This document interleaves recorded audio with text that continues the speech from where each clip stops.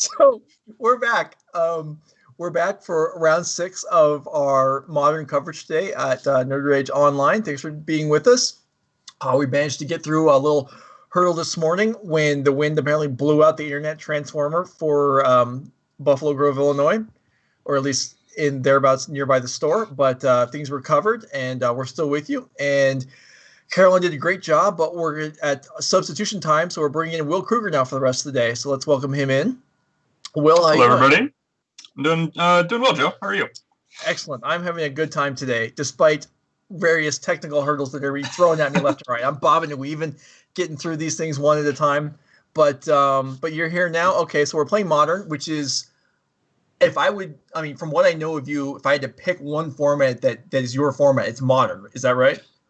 Yeah, I've played a lot of Modern. Right now, I've been playing a lot of Pioneer recently, just because there was Pioneer PTQ this weekend that I could play yesterday, and there was a Modern one today, but I wasn't playing because I'm doing this, obviously. And then there's another Pioneer PTQ coming up, so I've been playing a good amount of Pioneer and liking that a lot. But generally speaking, Modern would be the preferred. Okay. For me. Now, I in the past I would you play a lot, you play different decks, but I normally think of you as an Eldrazi Tron guy, or at least I did at one point in time. But we asked you to submit your deck that you would play here today if you were playing the event, and it is not Eldrazi Tron. It is in fact. It's green-white, right? So let's go ahead and once you walk us through while we're waiting for pairings to get going for round 6, what draws you to this green-white Titan deck? Yeah, so I think this green-white Titan deck with Elvish Reclaimer and stuff is actually pretty good against the control decks. And the reason that I don't like Eldrazi Tron is because your sort of fair creature plan, all of your creatures are worse than Uro. So if you ever play against a blue deck or whatever, you are pretty likely to just get bodied by Uro. You can play Reality Smasher and then just play Uro and Uro 6/6 or whatever, and it's just there's no real way to line it up well unless you just high roll them super hard and you have a turn 3 Tron into Karn or whatever, and then they don't have Force or Field of Ruin or some way to interact with your map. A lot of things need to go right for you to beat those decks. And with Uro and Omnath and Mystic Sanctuary and Field of Dead and all that stuff. That's sort of the main force that's acting on Modern right now is those blue decks. Mm-hmm. And I think this deck is quite good against them. Game 1, Cavern on Giant and then Primeval Titan for 2 Field of the Deads, or a Field of the Dead and a Bog to get rid of their Uro or their Cryptic Command or whatever is usually good enough. If you have Dryad out, you can get Valakuts and then just kill them. And then after sideboard, you just have all these Boils, which are obviously not great with your Dryads, but, So there's... unusual, some cards in this deck. I mean, sure, it's just a one of, but Springbloom Druid, we don't really see that in Constructed. And sorry, go ahead. So that's kind of a, surprising card maybe to see. I understand it works with Valakut and Field of the Dead. I assume that's the main draw of it. And one Springbloom Druid, 1 Hour of Promise, 1 Kazandu Mammoth. That's just do you find, is that more, you play that more as a land or as a creature? I guess it depends on when you find it in the game. Yeah, it definitely comes up that you play it as a creature sometimes, but basically the purpose of all the one-of creatures is so that your Eladamri's calls have sort of additional utility. Right. So if you're short on lands or whatever, you want to call for Kazandu Mammoth a lot. Sure. Okay, that's cool. That makes sense. Yeah, and sometimes if you just have a 6-card hand with a Flagstones and an Eladamri's Call or whatever, that hand is actually pretty good because you can Eladamri's Call for Springbloom Druid, and then that's Titan Mana on turn 4 because you can sacrifice the Flagstones, and then you sort of mitigate the drawback and end up with sort of a double ramp there. And same goes for the Sakura Tribuilder. I've gone back and forth on the Tribuilder and the Mammoth and stuff, but the Apparition also comes into play there. It's just if your opponent has a Jason Mind Sculptor or whatever problematic thing that costs 4 or less, which is almost everything, Ensnaring Bridge maybe, you can tutor up an answer to that main deck. Yeah, it's super cool that Apparition basically, whatever, there's been a variety of green-white creatures that are disenchants, and this is just, you just get to hit, it's the same card, plus you can hit Planeswalkers. Yeah. Yeah. The Speculative Apparition is a huge addition to Modern. I think that people are still underrating the card somehow, and it's, got a pretty strong general opinion of it, Yeah, nice. Okay, cool. I can see how this comes together.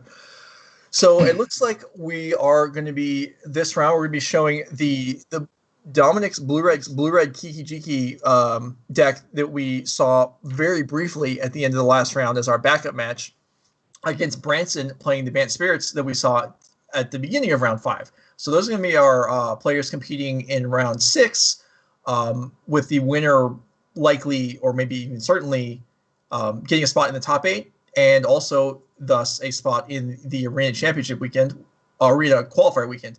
While we're letting the players get set up, let's go ahead and pop up what the players are playing for today. It's okay, or we'll go ahead and look at the deck list. So this is the blue-red Jiki deck that Dominick is playing with. Will, if you know this last name and want to pronounce it for us, go ahead. Otherwise, I'm going to continue to just skip it for now. I would guess Paolercio. Okay. I don't know exactly, but close enough, I guess. Yeah. Anyway, so we have here Kiki Deceiver Exarch deck, 3 copies of each.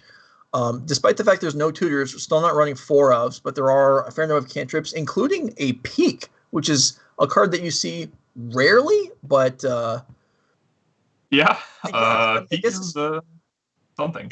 It's being played over the 3rd copy of Serum Visions, so it is actually, it's not like sometimes you have, a 4 of and you have the 5th one, or 2 4 ofs and you have the 9th one. Here we actually made the choice to play one over a Serum Visions, which is at least stands out to me as a notable choice that was made for whatever reason. Yeah. So the thing about Peak in this deck is that when you tap out for Kiki Jiki on a Deceiver Exarch, you're taking a pretty big risk, right? Like you're playing a 5-mana 2/2. Like if they have a Lightning Bolt or a Fatal Push for your Exarch or whatever, you basically spend your whole turn to get time walked, and then your opponent gets to untap and do whatever they want, right? Like you took down your Cryptic Commander, Archmage's Charm, I guess, any counter spells. They can do anything, really.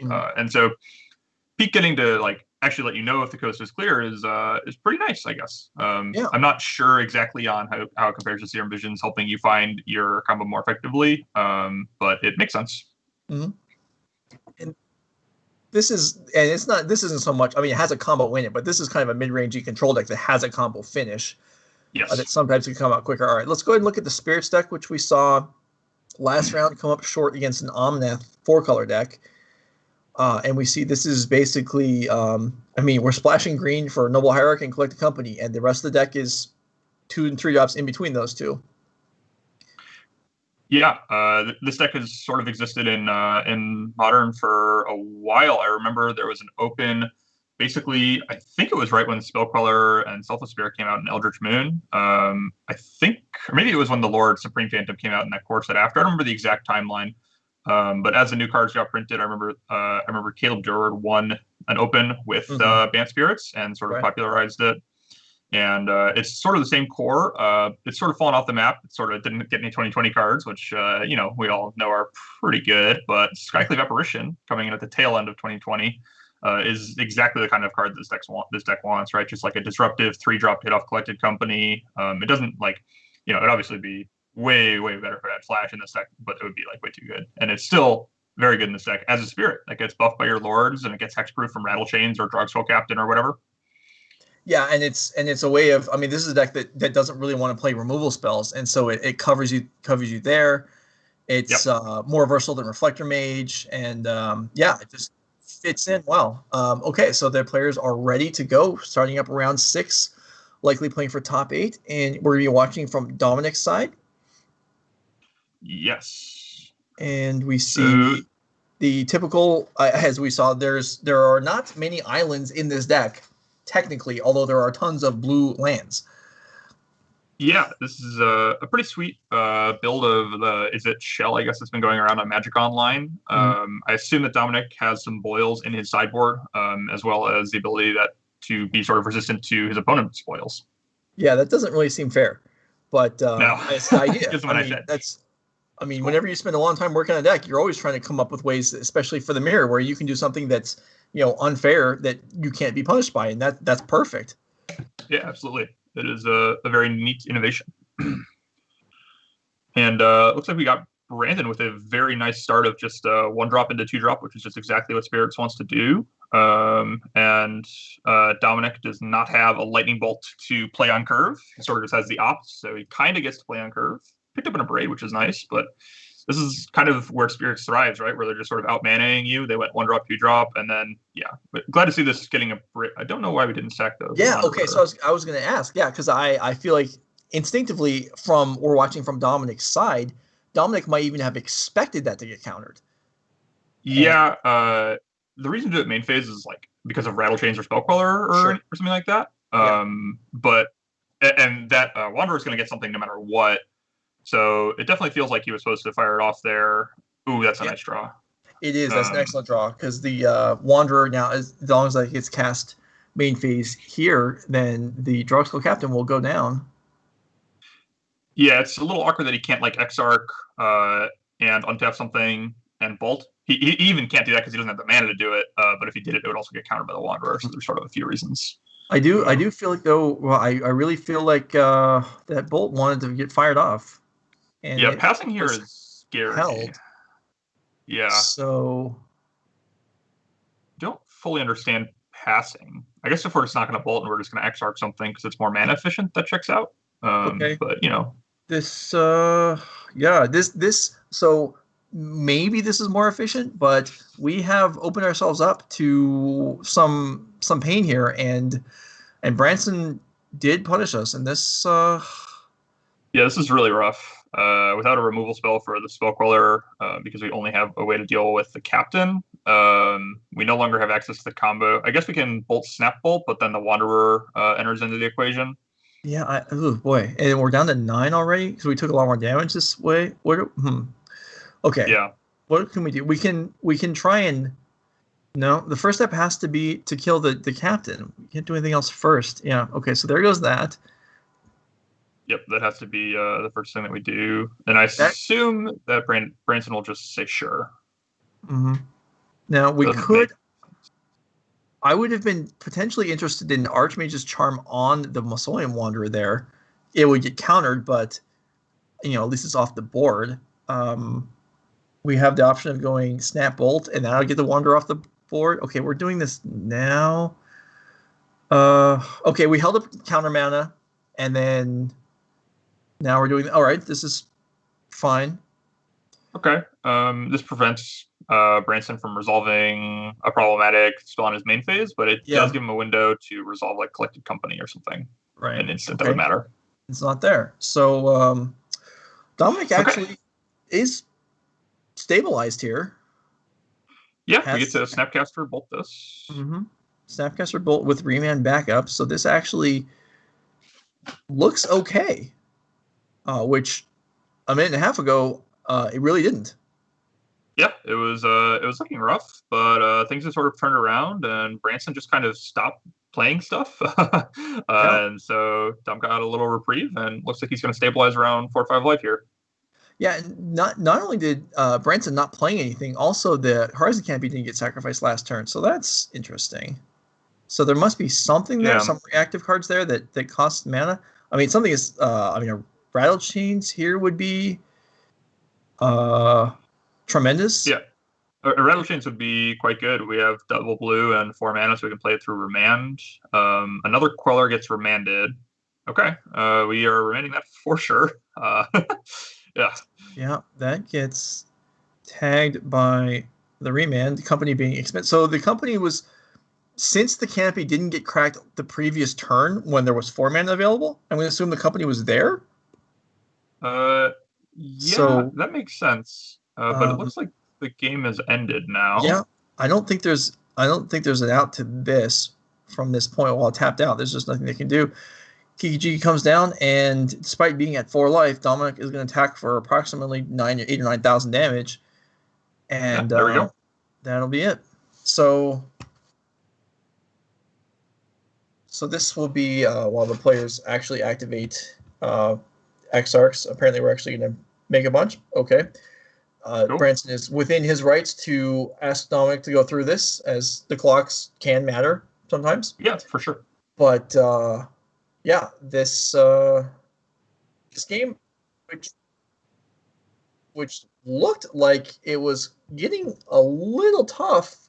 Turns around and Dominick comes down and bags game 1. Now, Yeah. Briefly watch how he's sideboarding here before we switch over and see what Branson has going on. Yeah, so Anger of the Gods is definitely an A+. The Spirits deck plays with a lot of, like, almost every creature. I think actually every creature that I can think of has 3 or less toughness. And so it's just obviously a slam dunk. Flame Slash is just a very cheap way to interact. And Spirits is at its best when it's like out manaing you, right? When it's like my 2-drop traded for my 1-drop traded for your 2-drop, and my 2-drop traded for your 3-drop, and now you're dying to my 3-drop, right? Right. That's like, and so Flame Slash is just another cheap way to sort of keep pace with them. Definitely bring in the EEs if I was Dominick. Yeah, I Ether like Gust is like a inspiration.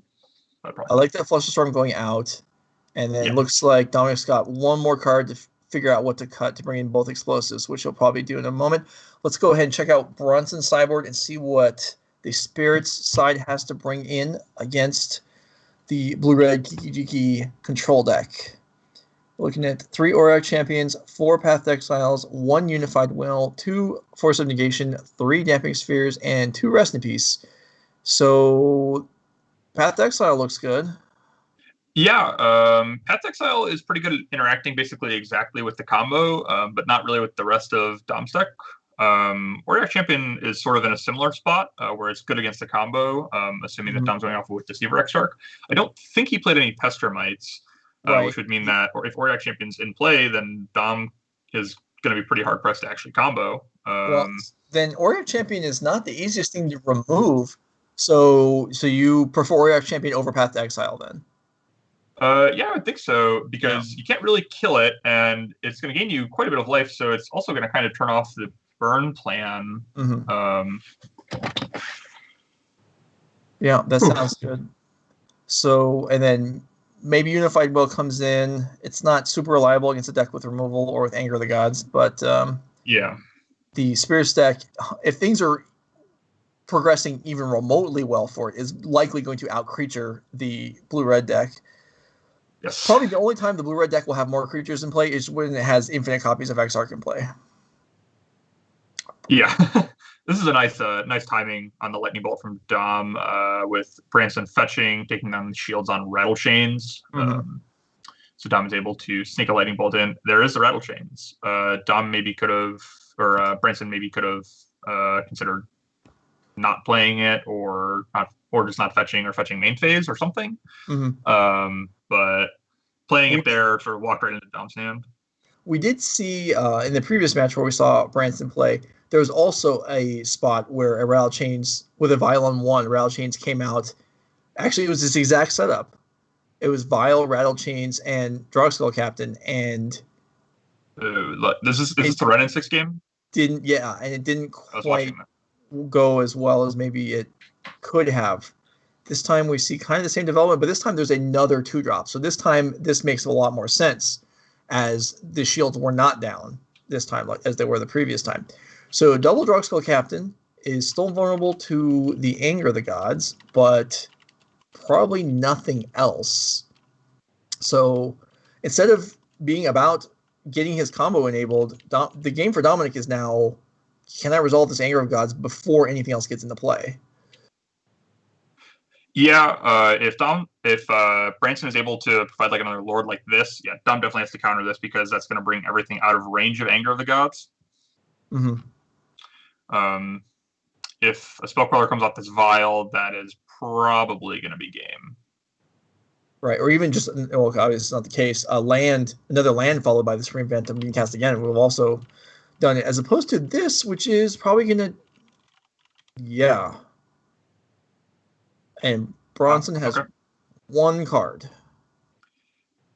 Yeah, things were looking really good for Branson there with double Drugskull, but he wasn't able to quite sneak in the extra Lord or Queller, just like one more thing to really get ahead. We might see a main phase company here to play around any counter magic, which would make sense.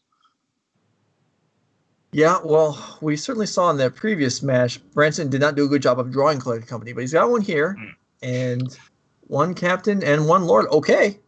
I mean, all right, that's good. Yeah, that is something. It's not ball game, but it's certainly something. Yeah, I'd still say that Dom is a pretty reasonable favorite to win this game. We're just going to Flame Slash this Drog Skull Captain here, and then probably fire off 2 Ops end of turn, and then Snap Bolt or Snap Flame Slash this Phantom. So Branson's going to need a couple good draw steps here to get back ahead. Okay, that's Still redraw. Everything functions except for a company off of that. Okay, that's something. Well, okay. Now that sinkhole plus flashback on the Flame Slash or the sinkhole. Well, I guess you couldn't do that on the sinkhole. You run out of cards, but flashback on the Flame Slash plus the sinkhole will clean these 2 up, and we may. Wow. So Dominick's got a lot of resources to work with here. Yeah, we've just got a removal spell and 2 Snapcaster Mages to the opponent's 2 creatures. We're probably going to need at least 1 more company to get back to this game, maybe 2. It's so much easier to play against the Spirits deck when they're Hellbent. It sounds obvious, but like if they just have 2 cards in hand or whatever, they're representing a variety of things off of that Ether Vial, right? With Spellqueller or Drog Skull Captain to give their guy Hexproof, or maybe if they just have mana untapped, like a Rattle Chains to give their guy Hexproof. Like there's so many tricks that they can do, and it's so easy to just main phase all your things. It's nice. Yeah. And this Spirits deck, I mean, this is a deck. Yeah, it's just I mean, the games it loses, this is what happens. Its stuff gets dealt with, and it never has cards left over in hand, and it's just like, I mean, Path to Exile, that's... Wow. Okay, that's an aggressive firing off a Path there. Yeah, at 18 life, that seems,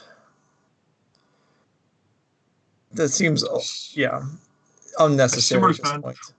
Raw 2 with this Snapcaster, if I had to guess. And then we have 2 cards and our 2/1 to our opponent's Empty Hand and Ether Vial. I mean, this game isn't over. No. And certainly, Dominick doesn't have a lot to work with here, but Branson has nothing.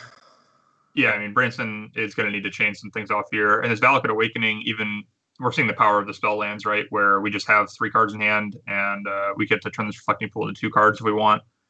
This Archmage's Charm is 2 more cards. Like this deck is just able to filter through its draws so easily when you get to this stage of the game when you're not really under pressure. Yeah, and the life totals aren't that different, and even the Snapcaster Mage with just 2 points a turn, it'll close up the gap pretty soon. Now that maybe not matter a whole lot, but here we have the Charm on the upkeep. Yeah, and I like Dom holding this Valakut Awakening until he has more cards than just a Reflecting Pool to cycle away. Yeah, I mean, this Charm is going to be bringing something. Assuming he draws a land. Well, there you go. And Kiki on Snapcaster Mage works just fine. Yeah, that's totally reasonable. It's no Deceiver Exarch, but it's an Archmage's Charm or Lightning Bolt every single turn for the rest of the game, as long as they're both alive. So, did the opponent have a Spellqueller? Spellqueller on the Valakut's Awakening, which that's really not going to... Okay, now it matters more. Yeah. Okay. Now we're doing something. Okay. So Kiki Jiki can target. Oh, that's really good. Okay. So I guess. Oh, we can't. We can't. No, we can't play it for 3. Just 3. No. That is a problem. If we had like a Mana Confluence, we could, but we don't. We have a Reflecting Pool. All right, so we can. But it's still. Yeah, it's still fine. We can kill the Drog Skull Captain, but we're. I mean, still all the momentum's in Dominick's favor, but. Yes. Branson could get out of this. There's dealing with Kiki Jiki now would basically tie up the game. Yeah, for sure. I don't know how easy that is. We saw one path that actually got played already. Here's an attack. Yeah, every turn this Kiki remains in play, it just gets worse and worse for Branson. Because even if Dom floods out, he's just going to get to flashback a spell for free every turn. Yeah. Speculative Apparition there wouldn't have killed the Kiki, but it would have exiled the Snapcaster Mage and been pretty good there. You basically was drawing to company into Apparition or Path to Exile or company into double Captain or something. I think there's only 2 captains left in his deck. So. Okay, but what we're actually going to see is the Magmatic Sinkhole get flashed back to take down the Spellcaller, which will then... Ooh, what do we have here? The Drog Skull Captain? Pile here would be... Oh, that does not work. Yeah. Okay. So that was possibly unfortunate. missed out. Yeah. So what Bronson needed to do? So okay, the mistake was probably because of Delve not realizing how much that sinkhole actually cost, and that Yeah. the spell queller couldn't hit it. So what could have happened is let the first spell queller die, then the Valakut's Awakening would go on the stack, and then the second spell queller could come into play and recapture it, which that doesn't put Branson ahead, but it's better. Yeah, that would be a much better sequence for him. I think this game is pretty much locked up. We've gotten a Braid for the next single guy that can come off a Vial. We've gotten a Charm for a Company, and then we've also just got this insane engine in play where we just get to flashback something every turn. Yeah. This Kiki Jiki has done. This is the most I've seen a Kiki Jiki do in a long time that wasn't just winning the game. Yeah, no Exarch necessary. Just targeting Snapcaster Mage. Like it's 2015 again with Splinter Twin. So we can probably just draw 2 with Archmage's Charm here. Yeah. This is a lot of Archmage's Charms being cast this game. Yeah. I mean, this is not exactly the most efficient draw spell ever, but when you cast 4 or 5 of them out of the graveyard, I guess it works out well. Yeah. That Crackling Drake is huge because it does count Exile, so it even counts the things we delve to Sinkhole and Flashback with Snapcaster Mage. But we can even copy that. If we run out of stuff to do with the Snapcaster Mage, we can just draw a card with the Crackling Drake, and it's also just like the copy gets haste. So we might have, we actually just have lethal next turn, either through Bolts plus flashback with Snapcaster, or Crackling Drake, or whatever.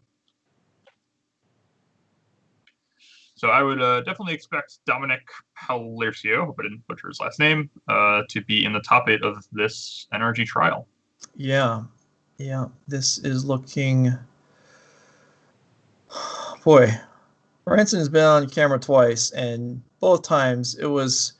I mean, this is probably just what the Spirit deck looks like every time it loses. It's just it just looks embarrassing, right? Yeah, I mean, its creatures by themselves are weak. They need their buddies, and when they get abandoned, when they fall from the sky and leave only one left, the one doesn't last long either. And it's a deck that doesn't have a lot of creature removal. And this Kiki, which against a lot of decks, there it goes. Good. Path to Exile. 4 turns ago, this Path to Exile would have resulted in an even game. But now it's, Dominick is, 5 cards behind. Yeah. And this game was a little closer than it looked. Like on that one turn where we had 2 Draw Expo captains out, if we had an extra Lord to Violin off that Company, or Violin on 3 there, or Spell Queller or whatever to protect from that Anger of the Gods. We even just needed a 4th land, I think, because the 3rd Lord got remanded, right? And then Branson missed the land drop. And if he'd had it, I think the game would have been over immediately. Yeah, because then the Anger doesn't get him ahead, and Dom just dies to these spirits. So it really was just like one piece short, and then everything just like the House of Cards just started toppling. Right now, you can see this game where it's just like Dom has 6 spells in his hand to his opponent's 1 card, and like is way up on life, has the board, has everything.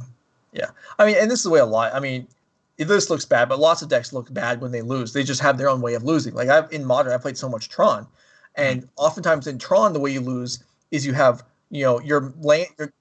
Your lands can generate 3 mana, and the average card in your hand costs 6, and that also looks silly. And you just of course steamrolled.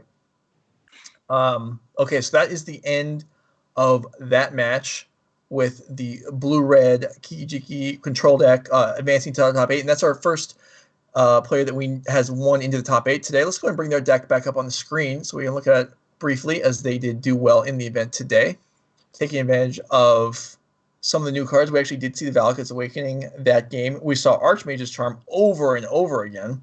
Yeah, that was an impressive number of Archmage's Charms cast, especially considering that we can't really play Mystic Sanctuary in this deck. Yeah, I mean, there's 3. Yeah, that's true. There's 3 Archmage's Charms in the deck. We might have cast 5 or 6 that game. Yeah, something like that with all the Snapcaster Mage triggers. Yeah, but and we saw that Jiki just recurring Snapcaster Mage over and over again. And so that really, if you were uncertain before how some of this was to some other Kiki Jiki combo decks in the past, you saw this deck. That was a long game, and the combo didn't even come up, and it was just the ability to, have spell advantage, whether it's with Snapcaster Mage or the other Snapcaster Mage or the copied Snapcaster Mage, and just kind of overwhelm the opponent when you didn't really do anything special. You just cast cantrips and removal spells over and over again, and that was enough. Yeah, these sort of Snap Bolt decks have always been pretty solidly ahead against like the Noble Hierarchy Ether Vial decks. Like you're just like about as efficient as them, and then you go like a little bit bigger, right? Like you like, all right, well now like the Snapcaster Bolts against humans, you know, and like we just saw there, like there are some of their parts deck, and you sort of leave them with one part. It doesn't really function, right? Yeah, that was pretty smooth, and it's also just, I mean, having a control deck that has the ability to win all at once has always been a strong option to have, whether it's Entreat the Angels one-shotting somebody, or maybe I guess somewhat similar. I keep using examples from Legacy. I shouldn't do that, but like the lands decks where they're just kind of controlling the board, and then eventually the Hex Mage or the Depth just comes out and one-shots the opponent. So we'll complete Dominick's deck by looking at his sideboard here. There's a smattering of cards, and yeah, the boil and not be boilable is a pretty cool trick. And there's also Cleansing Wildfire. So there's a couple different, I mean, that's for a different archetype entirely, but a couple different aspects of land destruction here. Some sweepers and light on the graveyard hate, I would say. Yeah, just a single copy of Relic of Progenitus. Yeah, if Dom was paired into like Dredge or something like that, then or maybe Oops All Spells, he'd have some issues. But Oops All Spells is probably just a reasonable matchup because that deck is so bad against counter spells. Right. And there is Anger of the Gods, so that's something against Dredge. But yeah, you could definitely find yourself in trouble. That's true. That's true. As it's still not that much. And Ceremonious Rejection, I mean, I would say, as we come back to the booth here for a few minutes, as this is the round kind of winds down. I would say, from surveying the metagame and the matches I played over the last couple of weeks, Modern seems fairly diverse right now. There's a lot of different stuff going on, and Ceremonious Rejection feels like, I mean, Greentron, I don't feel like is a significant part of the metagame at all. No, not really. And Eldrazi-tron's always around. But Ceremonious Rejection seems like a fairly narrow card, I would say, on first thought about it for the format right now. Yeah, I think I agree. Just sort of scanning the MTG Goldfish page, it's okay against Oops. Like they play a bunch of Talismans and other Mana Rocks, Penteprism and stuff, and then it's good against Tron and E-Tron. That's pretty much it. I don't know what else you would really bring it in against. I guess it is only one card, but and there are things like if you're playing against like Ad Nauseam, I mean against Lotus and Pantads, that's something. I don't know that you could justify bringing it against like Death and Taxes where they have Ether Vial and equipment, because the equipment I don't think so. Cast a lot of the time. And yeah, and then we didn't see a burn deck in our feature matches today, but burn is still present in the game. Burn, prowess, those kinds of things.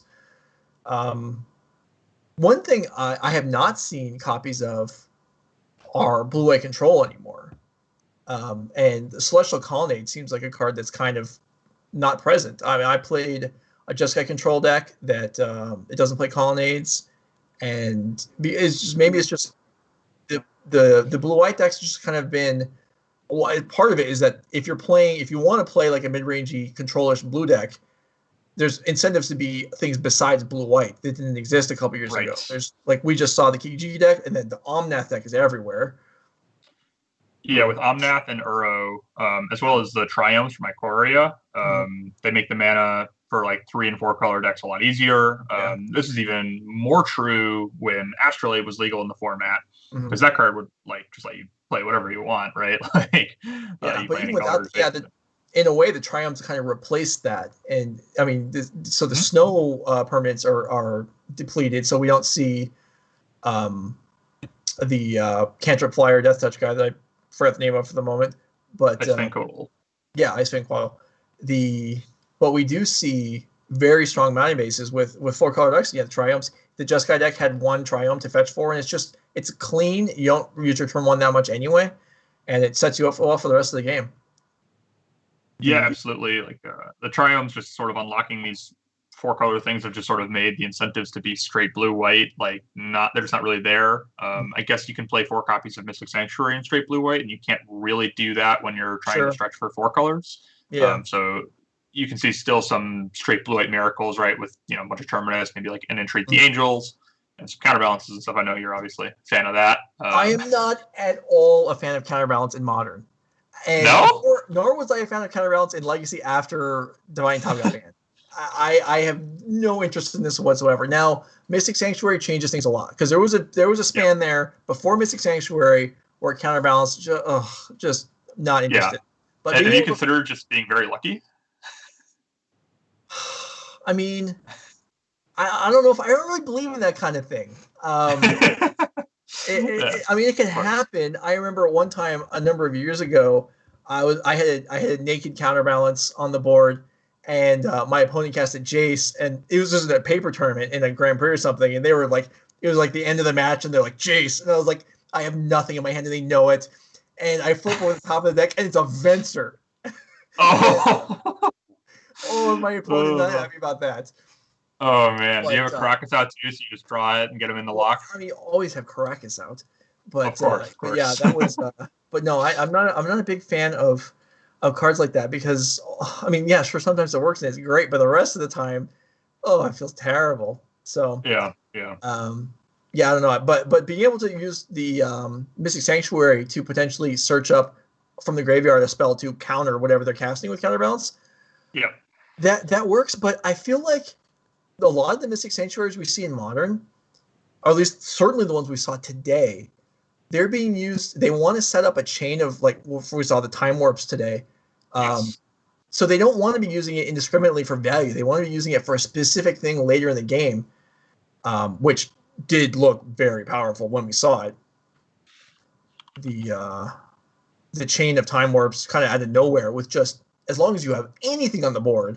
A Planeswalker, one Euro, anything is just all of a sudden you take 3 turns in a row at least, and it's just, I mean, yeah, I feel bad for the opponents in that case. Yeah, with like Ren 6 in particular, you just have a Ren on like 4 or whatever, and you just like play a Time Warp, return your fetch. If you have 3 or 4 Sanctuaries in your deck, you're just ultimating your Ren before your opponent gets another turn, and they pass and it's safe. Super brutal, and it's tough to wade through too. And we saw one today where a player took, I'm not sure if it was 4 or 5 turns in a row, and then they were out, and the opponent conceded on the last turn when they were getting the turn back because it's like they just like, oh, this is just endless. I'm not gonna, and it was, yeah. So okay, fair enough. Sometimes that kind of stuff can happen. All right, well, Will's going to be with me for the rest of the day. We are done with the Swiss rounds, so stick around through the break for a couple minutes, and we'll be back, and we'll go through what decks made the top 8 today. You know what? We didn't get it before, so let's go ahead and put up the slide what the players are playing for today, if we have that available. Yeah, we could also ask that for questions if you want to do that. There Norm has recommended this. So this is we're playing Modern today. If you're interested in playing in our next event, it is on November 28th, and we're playing Standard on Arena. But same price structure as we have today, $1,000 split between the top 8, as well as all 8 players gaining entry into the next Arena qualifier weekend, which is in December. I'm going to say the second and third week of December. And then we also have our Showdown, which is the last event we're having of this calendar year, which is on December 20th. It's going to be a Magic Online. It's going to be a multi-format event. In addition to gaining entry into the Arena qualifier weekends, the winners of today and the rest of our events, like the one next month, or I'm sorry, later this month, get free entry and a buy into the Showdown. And then the Showdown itself is a full, well, I think of it as a PTQ, but the winner will gain entry into the next set Showdown. Set championship. Yep. I'm definitely looking forward to that event. I'll be playing for sure. And a buy in, I don't know how many rounds it'll be, maybe 7 or 8. A buy in a tournament that's not that big is kind of a huge deal, right? Yeah, definitely. Yeah, and you have a buy, right? I do, yeah. Yeah. So what did you won a legacy event? What were you playing the legacy event? You remind me. I was playing Oh, Humor Delver. yeah, I do remember that. You played Rogue Delver, and you played it very well, and that was an impressive run. Well, I appreciate it, You but that's had some fun. Okay, know. let me rephrase that. Maybe you played tremendously poorly, but there was some entertaining games, so I forgave you for not being good. Anyway, That's true. we're going to take a break, and when we come back, if you have any questions you want to ask Will or I about the tournament series or anything else that's been going on, Magic during the pandemic or whatever's on your mind, and then we'll go through what players qualified for our top 8 today, and we'll get on with the rest of the match.